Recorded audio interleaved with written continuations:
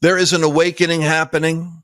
The Charlie Kirk assassination and martyrdom has stirred something that is great. But even preceding that, there were churches like this pastor I'm going to talk to, Pastor Russell Johnson, whose work in Seattle and in Portland was already causing Antifa to attack the church.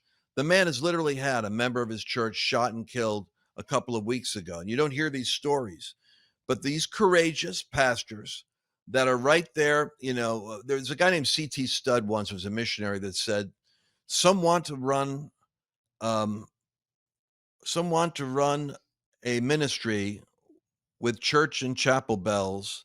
I want to run a rescue shop within 1 yard of hell. Well, here's a pastor that positioned himself 1 yard from hell, and he's plundering hell every day. So I want you to hear this message. Guys like Russell Johnson, pastors like him, work like Charlie's Turning Point is still doing. These are only done because of partners and friends and intercessors that allow us to do what we do. The death threats, the warfare, that sometimes we get criticized because they think we're being controversial. In fact, what we're being is scriptural. We're opening our mouths and speaking, and that's creating opposition from the enemy. But it's folks like you that enable us to have the ability to do the work we do. And this month, I've got something for you. It's a Watchman's product. It's called the Watchman's Deck. It's some teachings on being a spiritual watchman, on surveying what's happening in the country, interceding with accuracy, and engaging with courage. Go to lancewallnau.com/watchman, and your gift of any amount actually this month. And you can get that series sent to you. And we'll make sure that when we get your name there, we'll be able to keep you posted for events we're doing. When we have speakers like Russell Johnson we work with and others, I want you to be on the front lines with us, hearing what God's doing. Now let's get into this powerful interview. Isaiah 21, chapter 21, verse 11, has an interesting statement. The prophet says, "Watchmen, what of the night?" And what we need to do is we need to talk to the watchmen, the people that are on the wall, actually seeing what's going on in the country and sharing the perspective of, as watchmen, what's happening now and what needs to happen. And so the best people for that conversation are the frontline warriors that are out there, especially when we talk about energizing the church and awakening the church. After Charlie Kirk's assassination, Turning Point has had a massive discovery of churches that are signing up and saying, no, we want to be in on it. So something's happening. But one of the pastors that's been on the front lines of this battle that we know personally is Russell Johnson. He has been there. He's in these strongholds where you talk about Seattle and Portland and what's going on there. God has leaders that are there having revival and engaging culture. And so I wanted to get Pastor Russell on and invite him into the conversation. Pastor Russell, good to see you. Good to see you Watchman. too. Thank you. Happy to be here. Well, as a watchman, what are you seeing that's happening in the country? Where do you see the church getting it right, and where do you see the church needs to focus? Yeah, like you said, it definitely seems like the death of Charlie Kirk in many ways, I think, was a tipping point for people who had maybe been on the sidelines or had been playing it safe or who had maybe adopted kind of, third wayism as their cultural engagement strategy. It really functioned as a tipping point for people to say, "Hey, we're getting off the sidelines.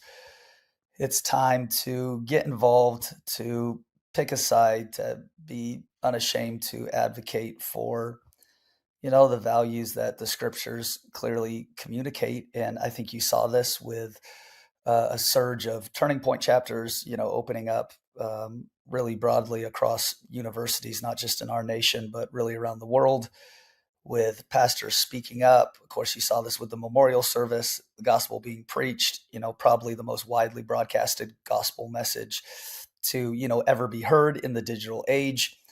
And I think for people who were looking for the permission to get in the game, they got that and seem to be, taking the baton and running with it. And I think people are recognizing too, like the devil doesn't care how big your church is as long as you stay inside of it.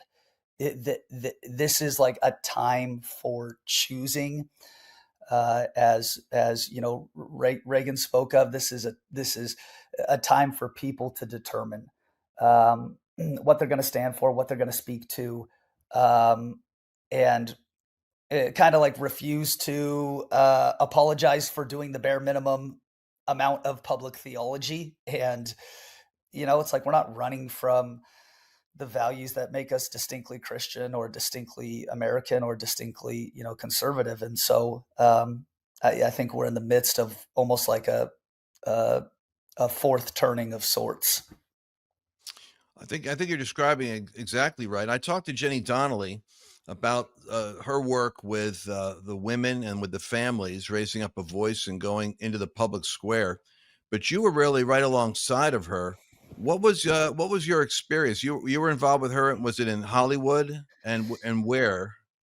Yeah, they were in the middle of doing like these kind of pop up worship tour events across the nation. They did one in Seattle, and then Hollywood, and a couple other places on the East Coast. And at least in the Seattle region, that resulted in um, a federal lawsuit that was just recently filed as we gathered to worship in a public park in Seattle and were, attacked and beat up by Antifa protesters. And then our local government, came out and said, well, that's what you get for practicing your faith outside.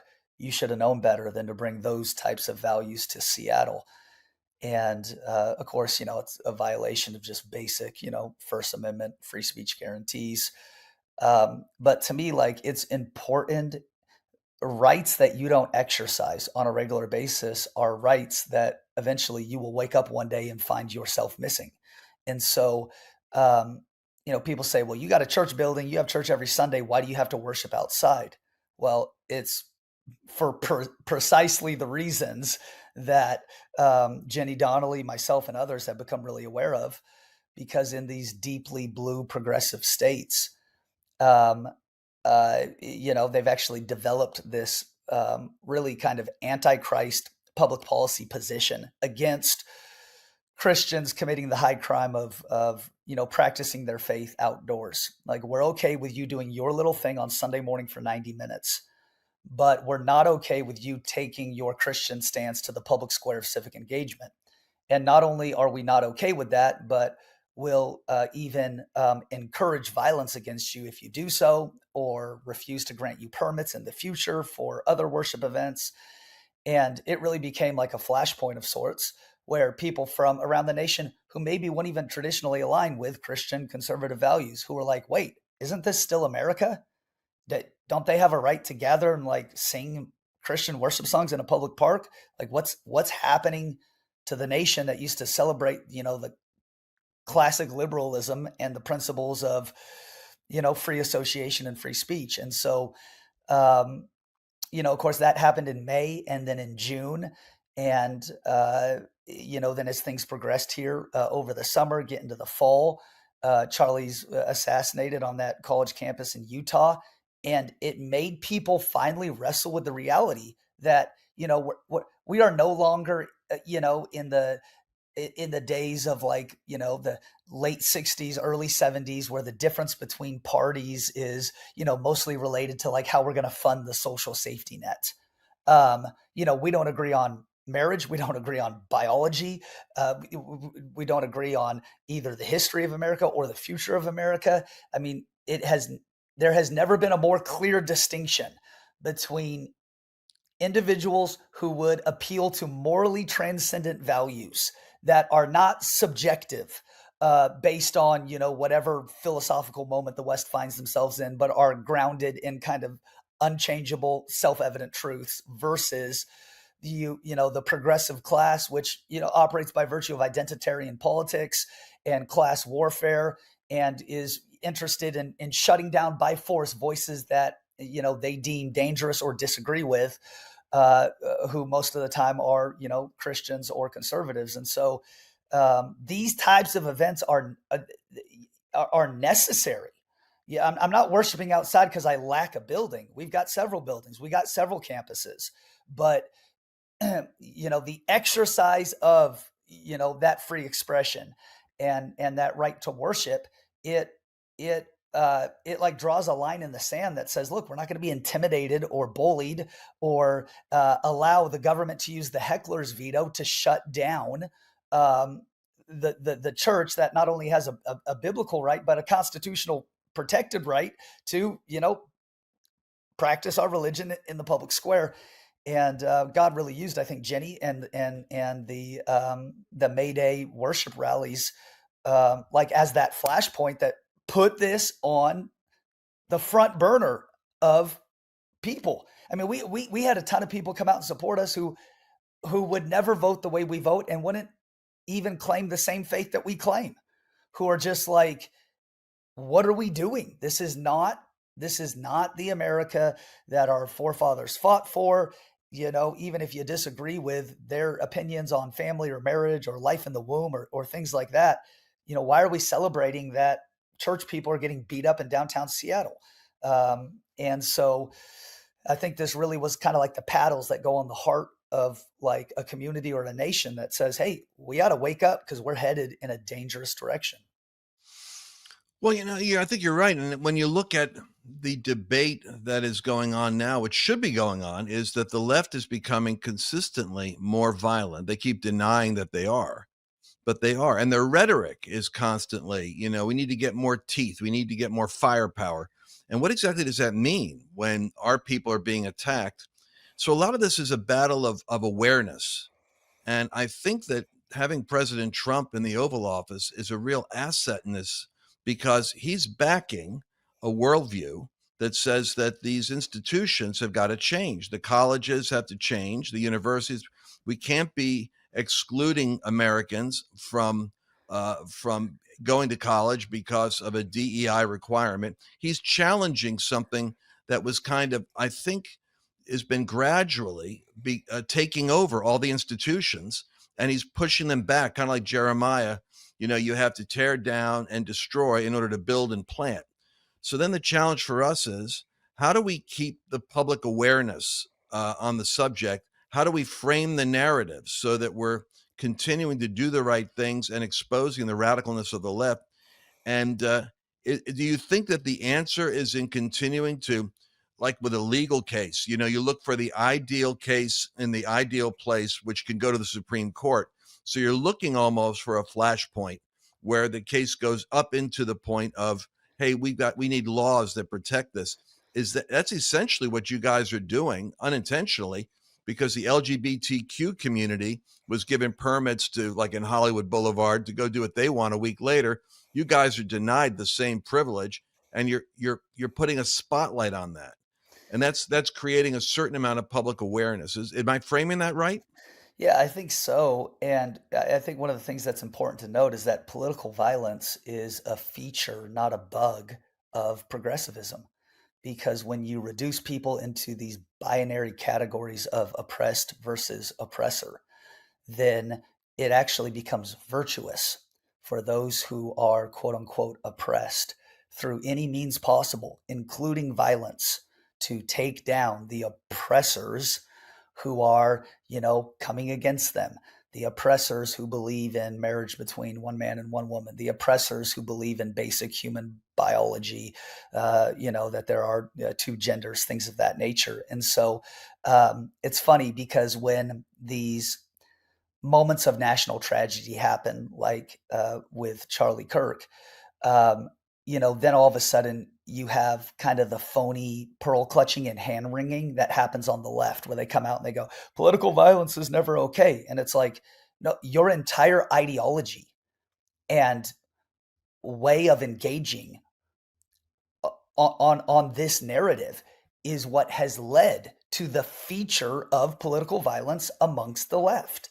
And so, you don't get to now come out and say, well, violence is never the answer, and we can't even, fathom that something would happen. We disagreed with Charlie, but, we're horrified and shocked that somebody would take a shot at him. It's like, well, the entire narrative that you have been pushing for the last, 15 to 20 years in on the American political landscape has created a moment where people actually attach virtue to committing acts of violence against conservatives.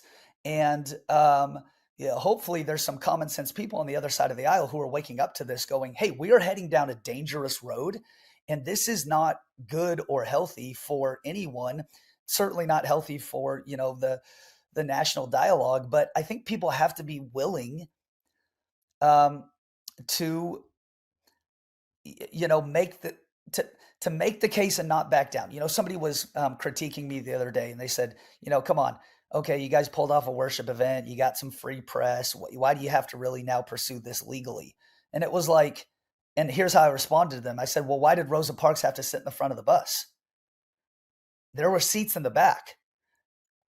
Why does she have to make a big issue about sitting on the front of the bus? Well, because rights that you don't enforce, rights that you don't claim, are rights that you end up losing.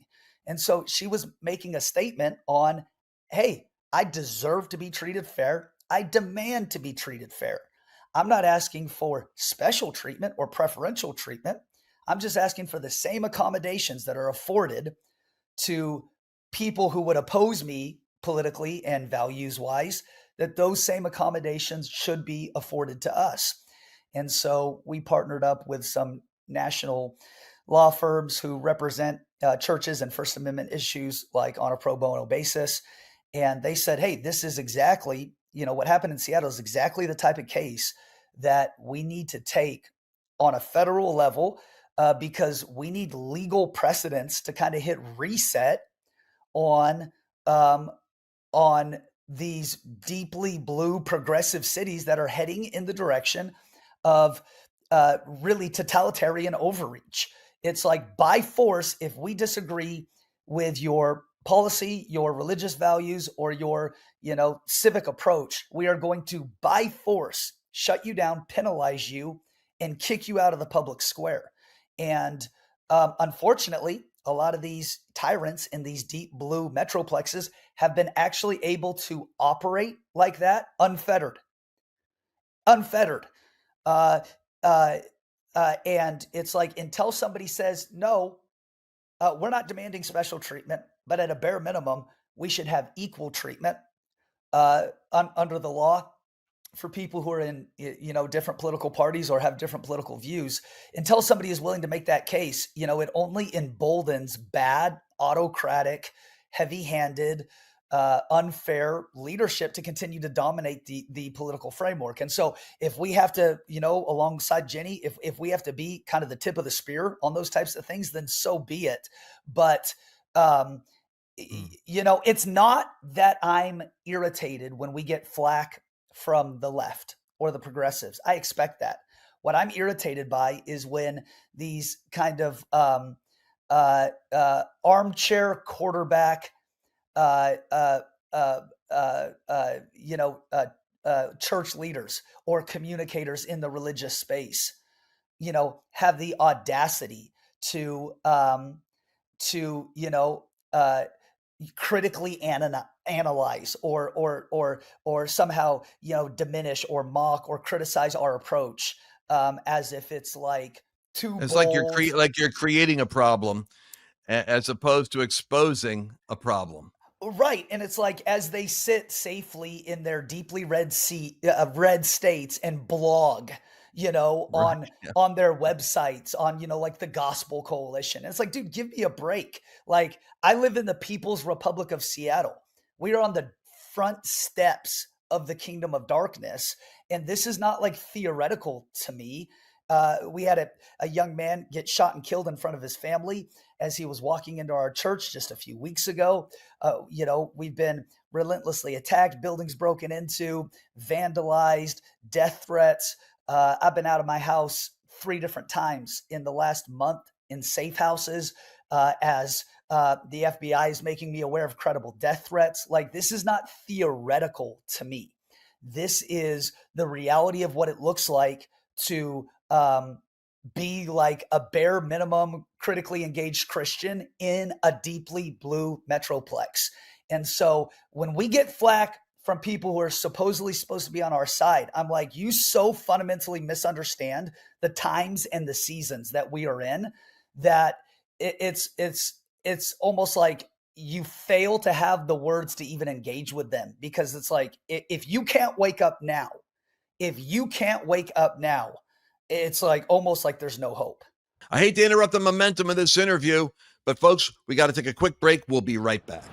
You know, there's a special relationship that a ministry has with the people that pray for it, support it, stand with it. And I've got a couple of hundred of you out there that I want to throw a party for. I got meals, party plans. Annabelle and I are going to be together.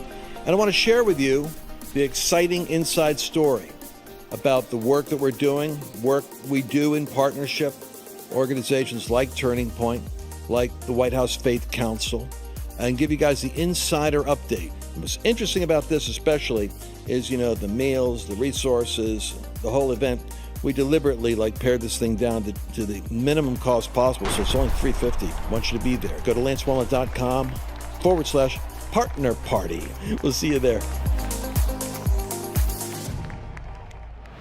Well, let's talk for a second, and I don't want to take too much of this time, but I want to talk about the church, because we're talking about an awakened church. One of the things that Turning Point has is one of their goals is, you know, the activated and awakened church. What your church is actually not suffering, oddly enough, in the midst of this adversity. It seems like your church is almost in a revival mode.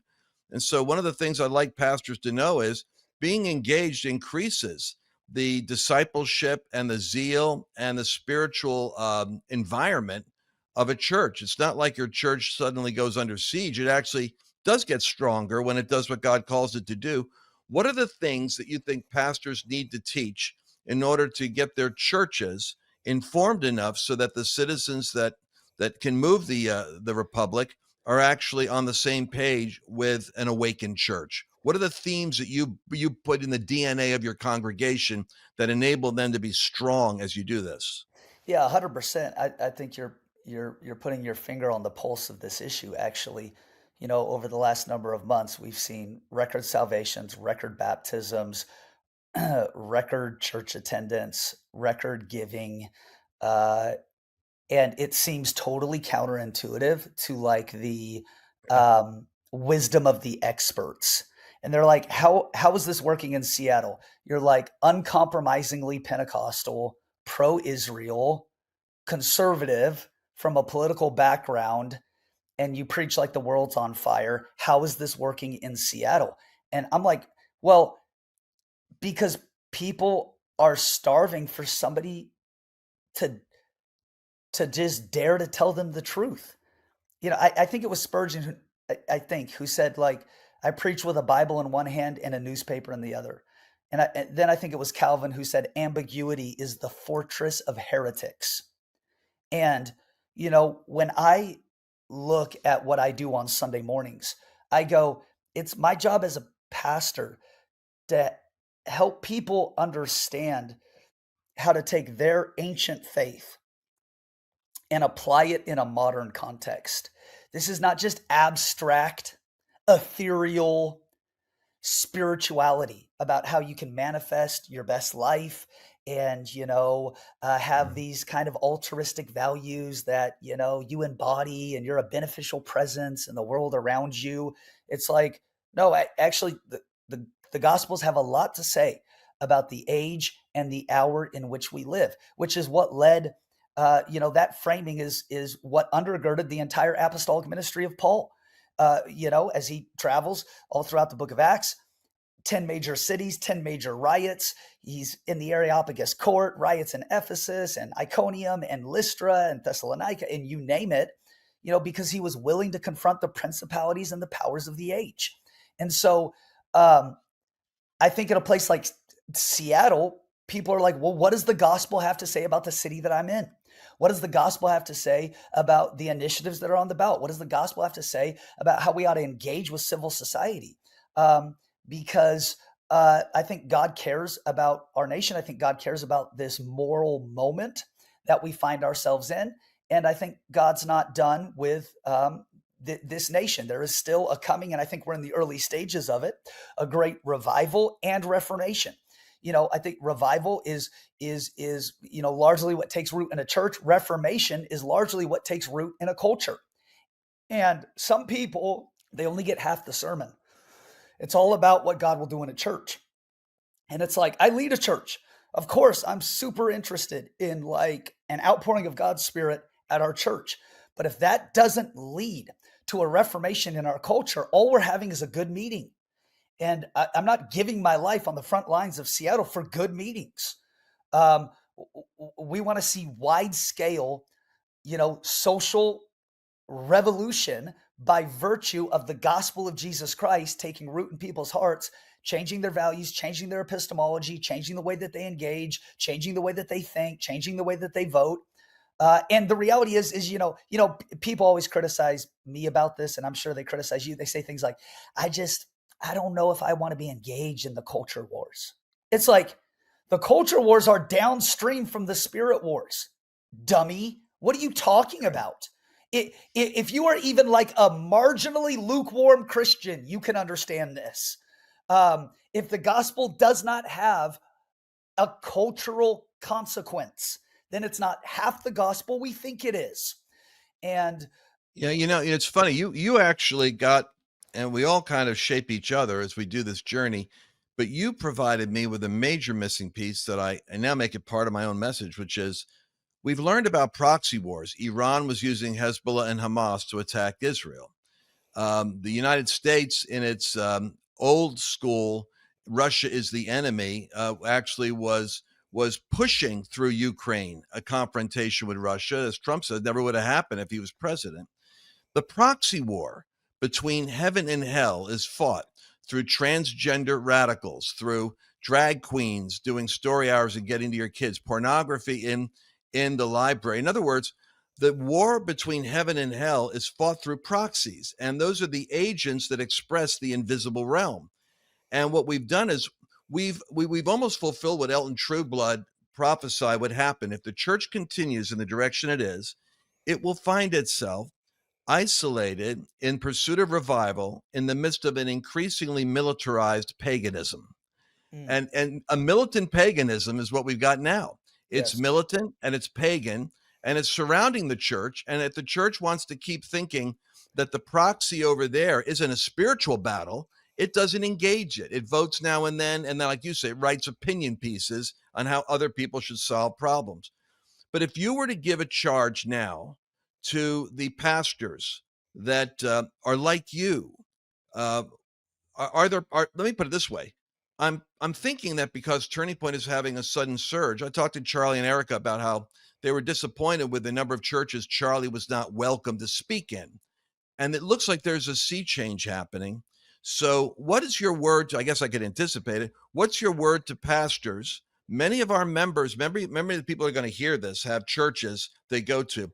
What can we say to our pastors to help embolden them to get engaged in the real business that guys like you are fighting in? I think telling the truth to a culture built on lies is a revolutionary act. And it's never been a better time to tell the truth. And um, even the history of some of the great social change that we have seen in our country over the last 100 years has come on the back of ministers who dared to transcend that sometimes hermetically sealed bubble between the spirit world and you know the physical realm. But there has almost been like a theological Gnosticism that has seeped into the church where people fundamentally see these divorces between these two realms. Like, I have a private faith and then I have a public life, and never the two shall meet. And yet the Apostle Paul, says, in him we live and move and have our being, even as your poets say, we are his offspring. And to me, it it's like there has never been a better moment, an easier moment. There has never been a broader on ramp than there is right now in the West to say, hey, you know what? We're going to dare to tell the truth and we are going to engage on these issues. And it starts, with preachers and pastors and communicators answering the question, how do I take a 2,000-year-old ancient text that still is God breathed, still is inspired, still is authoritative, and make it of practical application that to how people ought to live today. And to me, it's like, hey man, if you're attending a church that can't even like marginally encourage people to be registered to vote, or like, you know, say one kind of half courageous thing about the issues that are on the table in this very moment, it's a dereliction of duty, for pastors to buy into a 21st century gnostic form of engagement, and then rob their people of being equipped to be pillars of truth in their communities. Paul tells Timothy that the church is the pillar of truth in society. And so um, this is a time of choosing. This is a time of charting the course for your life, your ministry, your influence, and ultimately what you'll be known for, what you'll be remembered for. We ought to hand our children and our children's children a better, more free, more prosperous, more equitable country than the one that we were raised in. And I think for the first time in many generations, we run the risk of not being able to do that. And so, and you're seeing this kind of almost inverse pendulum thing where now Gen Z is the most conservative young generation on record. They're coming back to church in record numbers. And some of like the baby boomers are lagging behind. It's like almost like they are trying to engage in a 2025 world using a 1995 operating system. And unless you can become aware of, like the sons of Issachar, the times and the hours, the seasons in which we live now, you're going to miss maybe the greatest gospel opportunity for the church to advance, to be strong, and to see wide scale, cultural and epistemological shifts in the West. Like this is our moment right now. We got to strike the ground and take ground. And if you're not able to do that, or you're attending a church that's not willing to transcend the membrane of the spiritual and the physical world, it's like at some point you got to ask the question, am I sitting in the right place? Am I on a Right. cruise ship Right. when I should be on a battleship? And if I am, what decisions do I need to make for me and for my family and for those who stand under the canopy of my influence? Because um, I just refuse to miss this moment. I refuse to play it safe, shift into neutral, and then 10 years later complain about the direction of the country. No, we have an Yeah. opportunity right now. And so we're going to set our faces a flint towards Zion and refuse to be moved. I have a friend of mine has a great quote. He said, I may be fairly criticized for not saying the right thing sometime, but I pray to God that I'm never guilty of failing to speak when I should have spoken. Yes. And I think that that's for those of us that are in the on the front lines. There's in the heat of battle. We can always look back and say, maybe I could do this a little differently. I got an interesting word from someone. Then we'll close out here, and it was an encouragement. You get these texts from folks that are inspired, and this guy said something I can't forget. He said, you've heard it said, strike while the iron's hot, but I say, strike while it's cold, and I will make it hot. Wow. Think about that. So a lot of pastors that are going to hear this and a lot of believers, you may be in a situation where you're the catalyst that will strike this issue in this moment, stepping into the battle of ideas, and God will make the metal hot because Mm. you're engaging it. Yep. So how do we pray for you, Pastor Russell? I can't believe you had to move out of your house into safe houses 3 times. I mean, the average pastor and pastor's wife, you're not typical. I mean, you're not shaking, you're not neurotic, you're kind of like sharing there wherever you are. Um, it's amazing to me that you would say that and you're still calm about it. What's the secret sauce to maintaining that equanimity and poise in the midst of those kinds of life threats? Yeah, I think, I hold on to this like truth that the greatest argument against death is an unfinished assignment. And we have an unfinished assignment. we have a yet to be realized destiny. And it's like they have tried to victimize us, but we're not victims. We're overcomers. And if anything, the pushback that we've gotten only causes me to double down on my conviction, because you only catch flack when you're over the target. And I think we are over the target, that not every moment under heaven is created equal. There are moments and times in the destiny of a nation where people begin to grab a hold of God in a way that is unique and unusual. And it results in a dynamic change that is felt for multiple generations. And so I really feel like we have been called as stewards of this great task in this moment. And certainly we don't stand alone. I think there's a lot of people waking up in this hour, and we've never needed it like we need it before. But I think like the continued like the primary prayer of the Apostle Peter to the early church, he'd begin like most of his letters this way. He would say, "Grace and peace be multiplied unto you." And it's like, yeah, because they needed it, because they were on the front lines, because they operated with a conviction like the whole world needs to hear this gospel. And so for me, I think of that often, like the grace and the peace to be multiplied unto us, that we would stand, and after doing everything to stand, continue to stand, because America is worth it. The next generation is worth it.